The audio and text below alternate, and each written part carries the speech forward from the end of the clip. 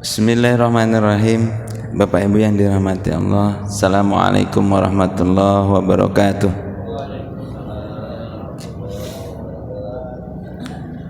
Alhamdulillahirabbil alamin. Wassalatu wassalamu ala Rasulihil karim wa ala alihi washabihi ajmain, wa ba'du. Bersyukur kepada Allah Subhanahu wa taala dengan bersama mengucapkan alhamdulillahirabbil alamin. Juga tidak lupa selawat dan salam kepada junjungan kita Nabi besar Muhammad sallallahu alaihi wasallam. Bapak Ibu yang dirahmati Allah, kita melanjutkan tentang perihal muamalah. Hari ini dalam pertemuan subuh ini, insyaallah saya akan menyampaikan terkait dengan beberapa ketentuan dan tinjauan Islam terhadap kegiatan-kegiatan muamalah yang sering kita lakukan.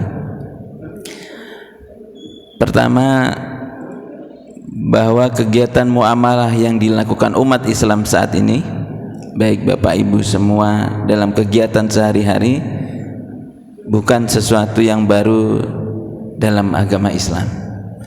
Islam tidak membawa aktivitas dan kegiatan muamalah yang baru dalam kehidupan.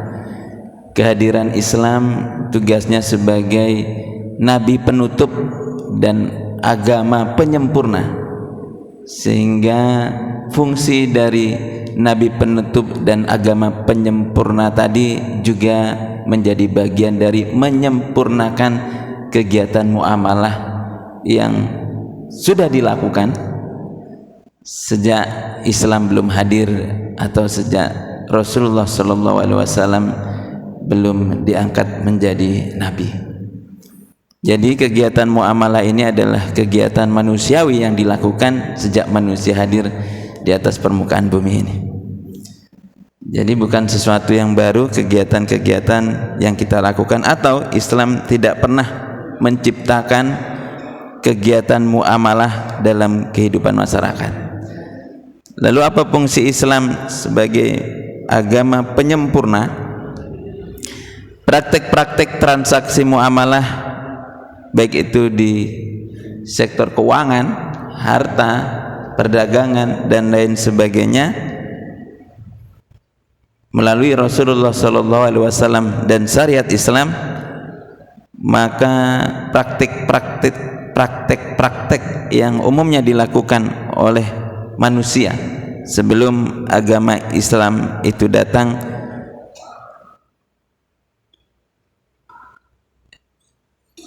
disesuaikan dengan syariat yang dibawa oleh Rasulullah SAW atau agama Islam yang kita anut. Kegiatan-kegiatan tersebut bahkan sebelum Rasulullah SAW diangkat menjadi nabi, khususnya dalam perniagaan, perdagangan, perkongsian, itu hal yang umum dilakukan oleh nabi kita sebelum beliau diangkat menjadi Rasulullah SAW. Maka dalam sebuah riwayat, dalam hadis Rasulullah SAW diriwayatkan oleh Ibnu Majah dan Tobroni, beliau menyebutkan qala lin Nabi sallallahu alaihi wasallam kunta syariki fil jahiliyati fakunta khairu syariki la tudarini wa la tumarini. Diriwayatkan dari Sa'ib, Nabi sallallahu alaihi wasallam bersabda, dulu pada masa atau pada zaman jahiliyah engkau menjadi mitraku, maksudnya mitra berdagang. Syarik di sini mitra berdagang. Engkau menjadi mitraku yang paling baik. Ini sebelum Rasulullah menjadi nabi. La tudarini, engkau tidak mengkhianatiku. Wala tumarini, dan tidak membantahku. Maka kita mengenal kehidupan Rasulullah sebelum diangkat menjadi Rasul. Beberapa aktivitasnya diantaranya adalah pedagang yang handal, yang hebat, yang jujur, yang amanah, yang luar biasa. Maka beberapa kegiatan muamalah sebelum beliau diangkat menjadi Rasul, kemudian beliau sebutkan bahwa kegiatan-kegiatan itu pernah dilakukan sebelum syariat Islam itu datang. Maka terkait dengan praktek ekonomi yang sering kita lakukan dengan berbagai fungsinya, Islam datang sebagai memperbaiki. Ini yang perlu diingat Bapak Ibu, memperbaiki. Maka transaksi hutang piutang sebelum Islam itu ada, itu sudah berjalan. Transaksi permodalan sebelum Islam itu ada juga sudah berjalan. Transaksi perkongsian sebelum Islam itu datang juga sudah berjalan. Transaksi jaminan sebelum Islam itu datang juga sudah berjalan. Atau kalau jaminan apa? Ya, jaminan itu sekarang asuransi. Di asuransi itu sebelum Islam datang juga sudah berjalan. Bahkan sebelum ada label kata syariat, asuransi itu sudah umum di mana-mana.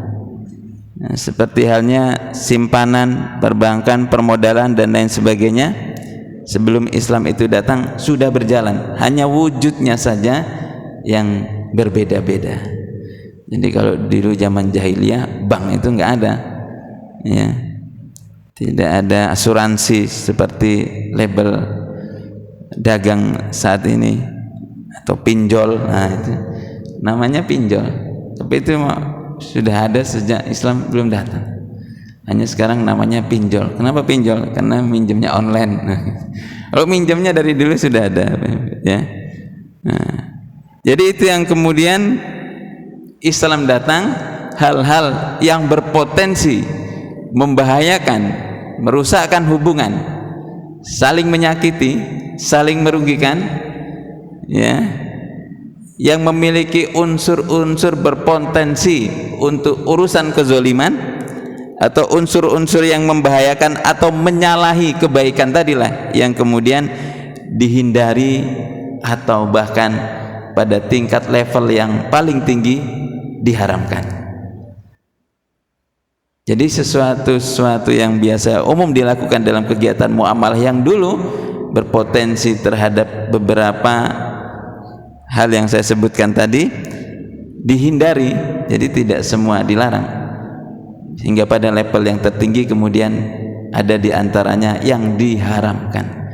Jadi yang sebelumnya diperbolehkan, begitu datang syariat Islam, Allah dan Rasulullah SAW menegaskan bahwa perbuatan tersebut karena mengandung unsur yang membahayakan atau menyalahi kebaikan-kebaikan dalam agama kita, maka kemudian diantaranya diharamkan. Maka Islam dalam prosesnya untuk memilah dan memilih dari berbagai kegiatan muamalah yang sudah dilakukan sebelumnya itu mengatur hal-hal tersebut dengan kaidah-kaidah yang umum, sehingga kemudian kaidah-kaidah yang umum ini berdasarkan perintah Allah dan Rasulullah SAW diantaranya dijabarkan dengan kondisi kekinian, sehingga kemudian muncul istilah-istilah kontemporer. Nah, ini sejarahnya. Kontemporer itu tidak ditemukan karena memang muncul di era-era akhir zaman seperti ini. Nah, kegiatan atau perilaku yang dilakukan dalam aktivitas muamalah kontemporer tadi yang kemudian ditarik apa dasar keagamaannya, baik itu dari Al-Quran ataupun As-Sunnah. Karena tidak ada bank ditemukan dalam Al-Quran, tidak ada bank dicari di hadis juga tidak ketemu. Pinjol itu dicari diublek di mana-mana, sampai buku apapun ya tidak ada. Namanya pinjol. Apa ini pinjol ini? Ya, tidak diketemukan. Maka kaidah-kaidah umum itu yang kemudian ditarik menjadi acuan sebagian besar transaksi baik dalam kegiatan muamalah untuk kemaslahatan dan kebaikan bersama, khususnya umat Islam. Beberapa di antara kaidahnya yang perlu dicamkan atau diingat oleh kita semuanya adalah dalam transaksi muamalah yang paling mendasari adalah kegiatan ridho, biridho, dan juga perlu diperhatikan unsur kebaikan bagi jiwa, baik itu dalam kesehatan fisik juga kesehatan mental. Kok bisa mental juga? Banyak kasusnya sekarang, harta hilang, jiwanya sehat, fisiknya sehat, tapi jiwanya terganggu.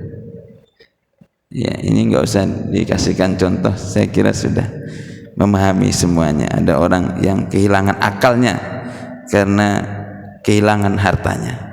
Itu kasusnya kenapa? Di antaranya mungkin hal-hal seperti ini. Ini marah ada investasi bodong. Nah, itu bukan hanya fisiknya saja yang terganggu, ada juga jiwanya yang terganggu. Maka tidak hanya pada unsur keriduan, tapi yang memperhatikan terhadap kesehatan jiwa dan raga.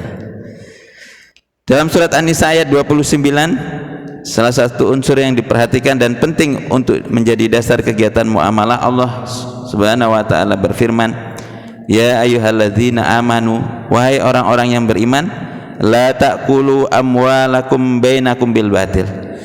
Janganlah kamu saling memakan harta sesamamu dengan cara yang batil. Yang batil itu apa? Tidak sesuai dengan peraturan, baik itu syariat atau hukum pada umumnya, zalim atau bahasa lainnya, kecuali dengan jalan perniagaan, illa antakuna tijarotan. Nah, jadi harus menggunakan jalur-jalur perniagaan, perdagangan, jual beli, transaksional, semuanya harus memenuhi unsur itu. Antarodin minkum, dengan suka sama suka di antara kamu.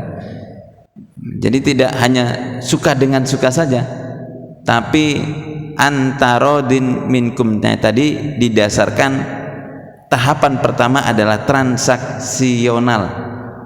Melalui apa tadi yang disebutkan Allah Subhanahu wa taala? Tijarotan. Nah, secara spesifik sini gambarannya adalah perniagaan atau perdagangan. Jadi tidak boleh, tidak ada transaksi perniagaan, perdagangan, kemudian karena suka sama suka, nah, itu terjadi perpindahan barang. Contohnya apa Ustaz? Kok tidak ada perdagangan tapi terjadi perpindahan barang yang sekarang ini terjadi? Ya, judi itu tidak ada jual beli, tapi ada perpindahan harta. Hilang hartanya. Itu kan modalnya cuman duduk-duduk nonton gitu. Jadi kalau bola kadang orang taruhan, itu kan modalnya nonton, tidak ada perniagaan apa-apa, tidak ada perdagangan apa-apa. Tapi kemudian ada perpindahan harta. Kemudian dalam surat Al-Baqarah ayat 188 juga Allah mengingatkan, wala ta'kulu amwalakum bainakum bil batil. Dan janganlah sebagian kamu memakan harta sebagian yang lain di antara kamu dengan jalan yang batil. Wa tudlu biha ilal hukam. Nah, ini lebih jelas. Yang sudah makan dengan jalan yang batil tadi, ada di antara orang-orang yang melakukan kebatilan tadi atau kezaliman, wa tudlu biha ilal hukam, juga membawa urusan harta itu kepada hakim, disidangkan. Padahal jelas kalau ada orang berseteru pasti ada yang benar dan pasti ada yang salah, tidak mungkin dua-duanya benar, ini tidak mungkin. Tapi kasusnya di pengadilan banyak itu yang konflik terkait dengan batasan tanah, kepemilikan rumah, ahli waris. Itu semuanya pasti kalau ada yang benar di satu sisi pasti ada yang salah, tapi dibawa ke pengadilan. Jadi perseteruan antara kepemilikan harta tadi tidak cukup, sudah ada niat untuk menzolimi atau menyakiti atau merugikan orang lain, bahkan niatnya itu diperkuat dengan apa? Membawanya ke pengadilan untuk memenangkan dirinya, padahal zalim. Wa tudlu biha ilal hukami litakulu fariqam min amwalin nasi. Niatnya jelas untuk memakan harta sebagian manusia lain dengan cara yang zalim. Nah, ini sudah diingatkan sejak Al-Quran itu turun bahwa tipikal orang seperti ini itu ada. Al-Quran mengingatkan kita semuanya. Jadi tidak usah bingung juga bahwa sudah menjadi bagian dari kehidupan manusia yang diingatkan dalam Al-Quran hingga akhir zaman nanti. Ada tipe orang yang memang ingin mengambil harta orang lain dengan cara yang zalim, dengan bagaimanapun, bahkan dia tidak berputus asa. Bila tidak berhasil dengan caranya tersebut, dia akan masukkan perkara itu ke pengadilan dengan niatan memang memenangkan perkara itu, ya.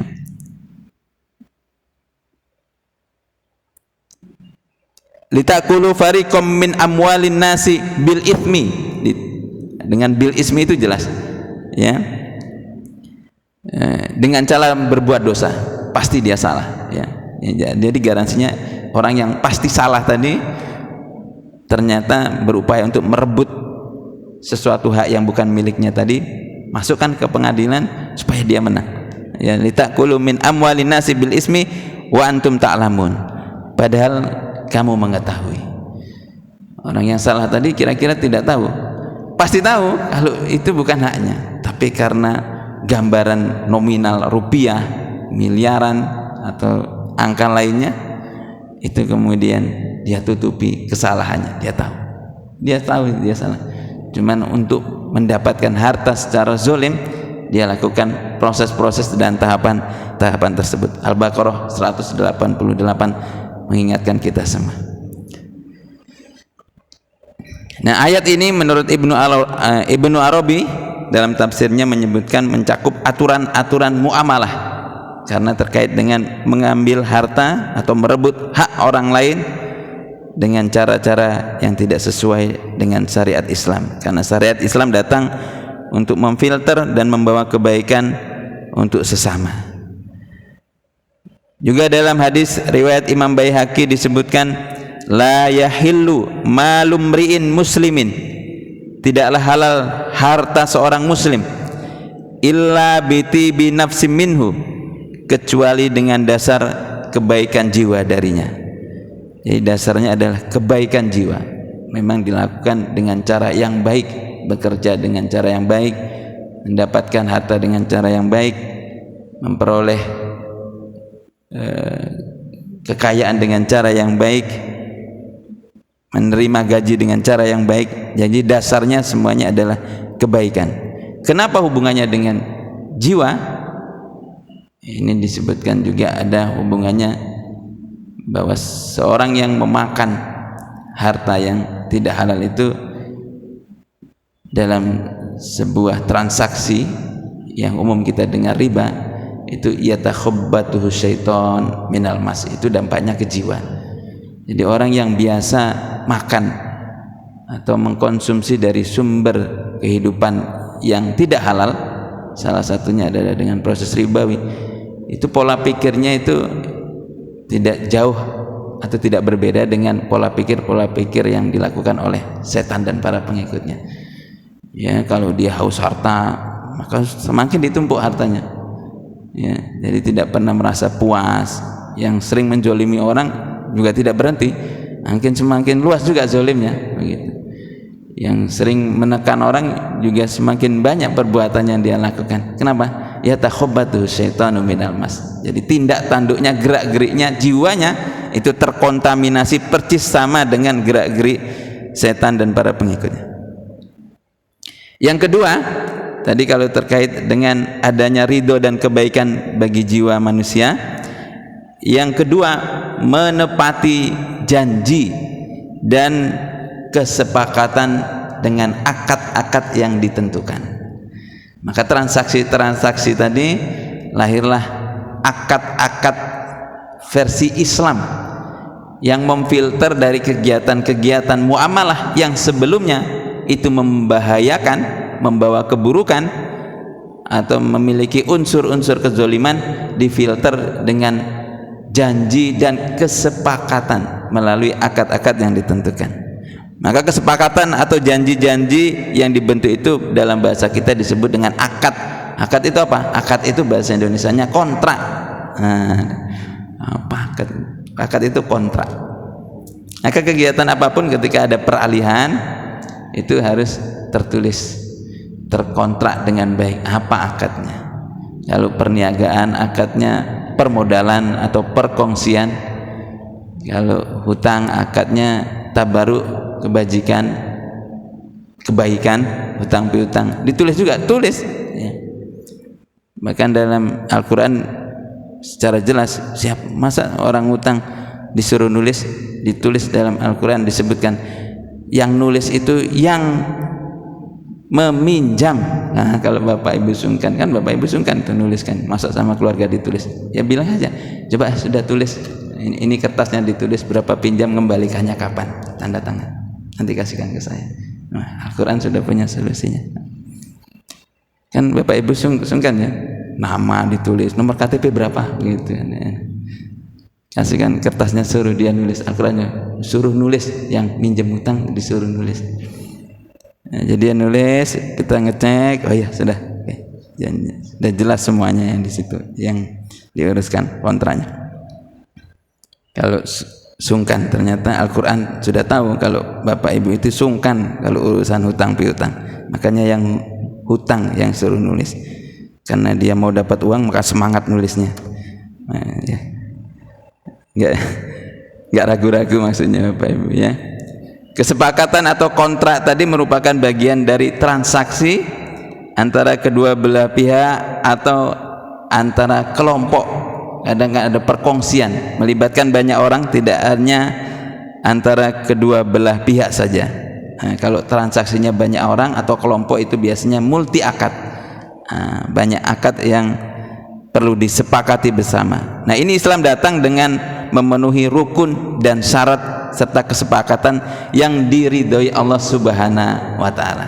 Jadi kita mencari keridhaan ya, mencari keridhaan. Jadi kalau segala sesuatu yang kita jalankan ini berdasarkan ridha Allah Subhanahu wa taala, dalam surat Al-Maidah disebutkan, ya ayyuhalladzina amanu ufu bil uqudi. Wahai orang-orang yang beriman, penuhilah akad-akad itu. Itu perintah Allah Subhanahu wa taala. Jadi akad-akad yang sudah dibentuk kemudian diharapkan bisa dilaksanakan dalam kegiatan muamalah itu, Allah memerintahkan ufu bil uqudi. Penuhilah akad-akad itu. Siapa? Semua orang yang terlibat dalam akad tersebut. Ya. Itu perintahnya Al-Qur'an, bukan ustadz, bukan. Ya. Kemudian yang ketiga, larangan untuk berbuat gharar. Gharar ini bahasa Indonesianya gharar, tidak pasti, tidak ada kepastian. Ya, itu disebut dengan gharar. Tidak ada kepastian, tidak ada kejelasan. Ya. Dalam hadis riwayat Imam Malik disebutkan,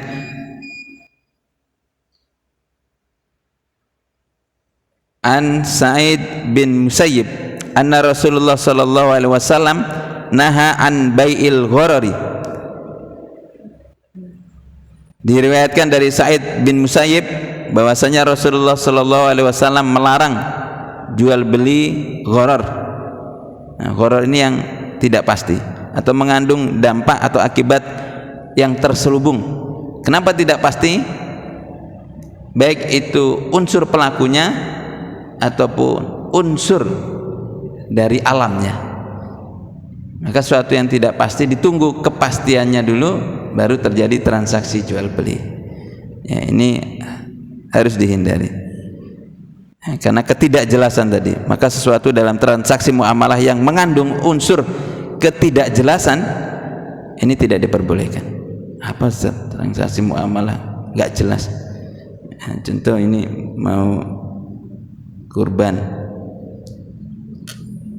ada yang jual kurban sapi, jantannya dibeli, tinggal betina sama anaknya. Nah, yang mau beli tadi tertarik, wah, ini jantannya dibeli, kalau bisa dibeli sama istri, sama betinanya, Pak. Kemudian sudah mengandung, ini tinggal nunggu lahirannya saja, tapi nggak usah dihitungannya. Ini betina saja. Ya, anaknya itu harganya nggak usah tinggi-tinggi lah, karena sebentar lagi, sebulan lagi melahirkan. Jadi betina dijual sama anaknya. Nah, anak sapi yang masih dalam perut itu gharar, tidak diperbolehkan.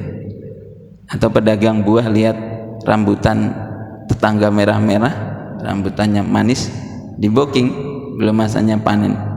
Nah, itu gharar juga. Jadi transaksi-transaksi yang tidak jelas ini tidak diperbolehkan. Kenapa? Objek transaksinya tadi mengandung unsur gharar atau sesuatu yang belum ada kepastian. Nah, karena kalau kebiasaan dalam kegiatan sudah terbiasa, dia punya keahlian-ahlian, sudah memperhitungkan, dia sudah memperhitungkan persentasi kerugiannya, itu sudah masuk dalam perhitungan. Tukang ikan, beli ikan di kolam, itu sudah tahu ilmunya, memang hari-hari jualan ikan. Maka ketika dia ngambil pakan itu, dilemparkan ke kolam, begitu yang muncul, dia sudah bisa mempresentasikan ini kolam isinya berapa. Nah, tinggal diborong saja, nanti dia ambil. Maka dia masukkan harganya sudah dengan harga perhitungan. Kebiasaan dia melakukan itu sehari-hari. 30 tahun jualan ikan, bagaimana tidak pakar di dunia perikanan, ya. Hanya saja dia tidak bisa bicara dengan bahasa ikan. Ini sekarang ada ustadz yang bisa, lagi viral, bisa berkomunikasi dengan ikan. Tukang ikan tadi tentu nggak bisa bicara dengan bahasa ikan, meskipun 30 tahun bergelut dengan dunia perikanan. Ya, ini karena ketidakjelasan tadi. Kemudian yang ketiga, ini yang saya ingatkan, sering saya sampaikan, dan ini tidak saya sampaikan panjang karena saya kira jamaah sudah tahu, terkait dengan riba. Ya, riba itu kalau bentuknya hutang adalah tambahan, kalau bentuknya jual beli ada 6 barang yang perlu dihindari. Nah, itu saja. Kalau hutang tambahannya dalam bentuk apapun, maka hutang itu tambahannya adalah riba. Kalau jual beli harus dihindari jual beli emas, jual beli perak, jual beli bahan makanan pokok, ada gandum, ada tamar, ada gandum basah, ada garam. Nah, ini yang perlu dihindari, barang-barang ribawi dalam transaksi jual beli. Maka perlu ditakar dan ditimbang kembali, ya. Jadi ada spesifik detail bagaimana menjual barang-barang ribawi itu, tahapan-tahapannya jelas dalam muamalah. Seperti garam itu beli 1 karung, sebulan baru terjual, harganya sama, itu perlu ditimbang lagi, itu garam. Kebetulan saya baru dari pesantren Sunan Derajat Lamongan di Jawa Timur, itu produksi pabrik garam, salah satu garam terbesar di Jawa Timur, punya pondok pesantren Sunan Derajat. 1 bulan bisa 80 ton garam diproduksi di pesantren tersebut. 80 ton garam, karena memang sekitarnya adalah petani garam. Baik, itu larangan riba. Nanti kalau dibahas secara detail terkait utang piutang dan jual beli, ini kita beri judul dengan waktu yang berbeda. Yang selanjutnya, larangan melakukan qimar. Qimar ini bahasa Indonesianya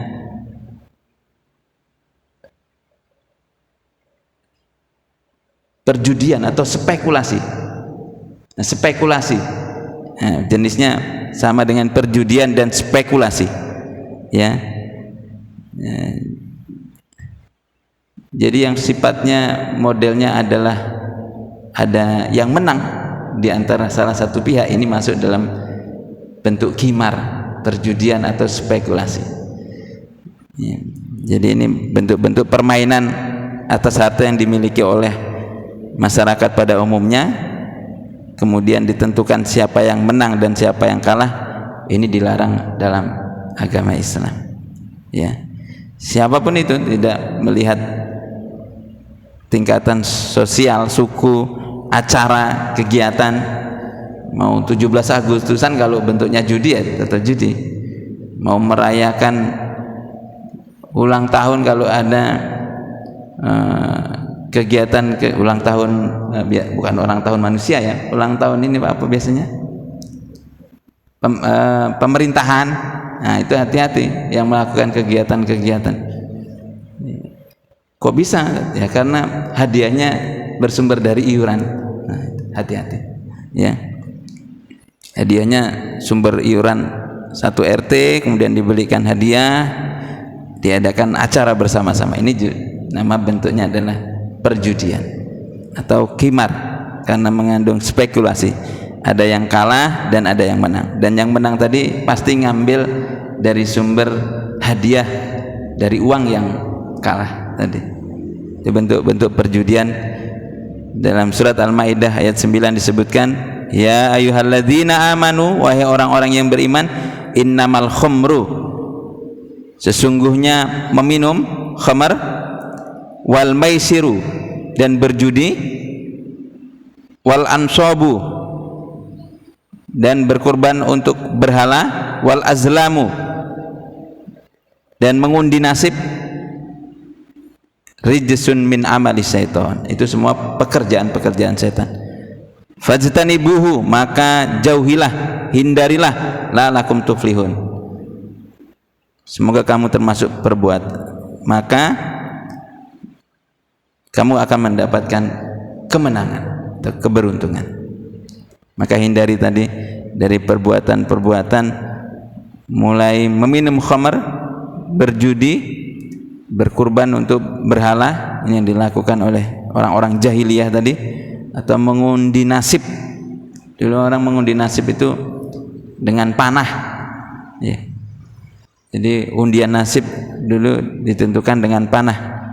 Itu termasuk dari perbuatan-perbuatan setan. Maka kita harus menjauhinya, perbuatan-perbuatan tersebut, agar kita mendapatkan tuflihun, kemenangan. Ini dalam surat Al-Maidah ayat 90. Kemudian yang terakhir dari perbuatan-perbuatan yang perlu kita perhatikan dalam mengatur muamalah dengan kaidah-kaidah umumnya adalah terkaitan dengan kewajiban berlaku adil dan larangan berbuat zalim. Maka asasnya adalah lihat keadilannya dan hindari perbuatan zalim. Berlaku adil dan tidak berbuat zalim ini menjadi aturan umum dalam syariat Islam. Maka keadilan itu prioritas utama, dan tidak melakukan kezaliman antara sesama. Dalam surat Al-Maidah ayat 8 juga disebutkan, ya ayyuhalladzina amanu kunu qawwamina, hai orang-orang yang beriman, hendaklah kamu jadi orang-orang qawwamina lillah, menjadi orang-orang yang selalu qawwam, menegakkan kebenaran, ya. Lillah, karena Allah subhanahu wa ta'ala. Syuhada'a bil qisti, dan menjadi saksi bil qist, dengan cara yang adil. Maka tidak boleh berbuat zalim, dan keadilan menjadi prioritas dasar dalam kegiatan kita bermuamalah. Ini menjadi pedoman dan kaidah-kaidah dasar yang melandasi semua kegiatan muamalah itu, ditarik dari sumber Al-Quran dan Sunnah Rasulullah SAW. Kita akan lanjutkan dalam pertemuan berikutnya insyaallah terkait dengan kaidah-kaidah lainnya di luar dari ketentuan kaidah umum Al-Quran dan Sunnah Rasulullah SAW. Usikum wa nafsi bitaqwallah. Assalamualaikum warahmatullahi wabarakatuh.